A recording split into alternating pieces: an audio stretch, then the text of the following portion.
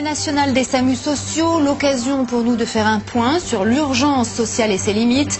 Nous serons en direct avec Jean-François Mattei, président de la Croix-Rouge française.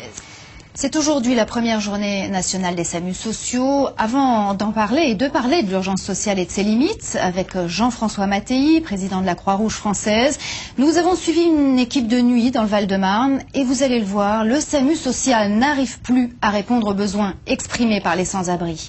Émilie Buono et Nedim Longarevitch. Alors là, nous partons sur un signalement d'une personne qui se trouvera au 53-55 rue Potier à Champigny, qui ferait les poubelles.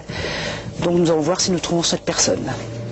Comme chaque nuit, Flore et Rémi vont sillonner les routes du Val-de-Marne à la recherche de sans-abri signalés par le 115. Une ronde de plusieurs heures pour fournir aux plus démunis un peu de nourriture, leur proposer une solution d'hébergement ou simplement pour discuter avec ceux qu'ils connaissent presque tous par leur prénom. Un réconfort pour ces personnes bien souvent isolées. Quand j'ai besoin de quelque chose, ils me rapportent assez rapidement, c'est bon. On parle avec des gens, ils prennent soin de vous, c'est tranquille, peinard. Ils sont bien équipés, puis ils sont toujours présents. Ce soir, ce travailleur SDF se contentera d'une soupe et d'un colis alimentaire. Pas question pour lui d'aller en centre d'hébergement. Une mauvaise expérience l'a convaincu de rester dans la rue. Il vit désormais sous ce pont, dans un abri de fortune. Ce monsieur, il a besoin d'un logement. Et nous, au SAMU social, des logements à longue durée, dans le coin, on n'a pas. Et ce sont bien là les limites de l'urgence sociale, concept né il y a une quinzaine d'années du rapprochement entre travail social et urgence médicale. Elle ne peut fournir qu'un soutien ponctuel. Les sans-abri ne sont pas aidés selon leurs besoins. Voilà ce qui inquiète cet ancien intervenant du SAMU social de Paris, chercheur et auteur de nombreux ouvrages sur les SDF. Aujourd'hui, qu'il y ait plus de 300 morts dans les rues par an, c'est pas possible. C'est un échec total de notre institution. Beaucoup de SDF refusent d'être intégrés à ces dispositifs-là.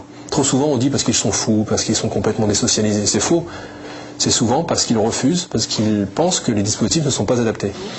La plateforme d'écoute du Val-de-Marne reçoit environ 500 appels quotidiens, une moyenne pouvant atteindre le triple certains soirs. Au total, seulement une soixantaine de places d'hébergement d'urgence sont disponibles dans ce département. Bonjour Jean-François Mattei, vous êtes président de la Croix-Rouge française. Est-ce que l'urgence sociale, monsieur, a atteint aujourd'hui ses limites ? Non, je ne le pense pas. Nous avons un véritable problème aujourd'hui, mais ce qui nous préoccupe surtout, c'est la nécessaire mobilisation de toutes les forces.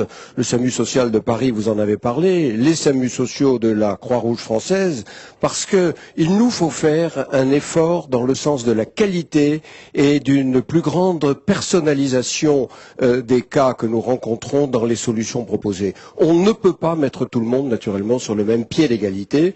Mais il est vrai qu'en outre, nous avons une augmentation des cas qui est probablement liée à la crise et puis à la période hivernale.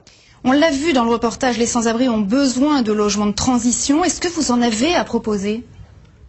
Oui, nous avons des logements de transition à proposer, mais je voudrais bien dire que si le logement est indispensable et qu'il est précieux, ça n'est pas la seule solution. Quand vous avez dans la rue des malades mentaux, quand vous avez dans la rue des personnes âgées qui pourraient être en pension, en maison de retraite, quand vous avez dans la rue des gens qui y sont depuis 10 ans et qui ne peuvent pas être relogés immédiatement parce qu'ils ne le supporteraient pas, on voit bien qu'il faut personnaliser et c'est tout l'effort vers lequel il faut tendre. Donc effort de personnalisation, on l'a bien compris. Pourquoi cette première journée nationale des SAMU sociaux? Est-ce qu'on peut dire que c'est un appel au secours ou pas? Non, d'abord c'est une journée sociale des SAMU sociaux de la Croix-Rouge et je rends hommage au travail du SAMU social de Paris, mais nous représentons 90 SAMU sociaux et équipes mobiles dans 60 départements et nous avons éprouvé le besoin de comparer nos méthodes, nos résultats, nos expériences parce que il nous faut aller vers davantage de professionnalisation, davantage de qualité. Je crois que c'est également un appel au pouvoir public. Je pense qu'il faut qu'on aille vers des contrats d'objectifs et de moyens, de façon à ce que nous puissions véritablement remplir notre mission en étant évalués, bien entendu, au regard des résultats. Il faut une grande mobilisation. Merci Jean-François Mattei d'avoir répondu à nos questions. Vous étiez en direct du siège de la Croix-Rouge française.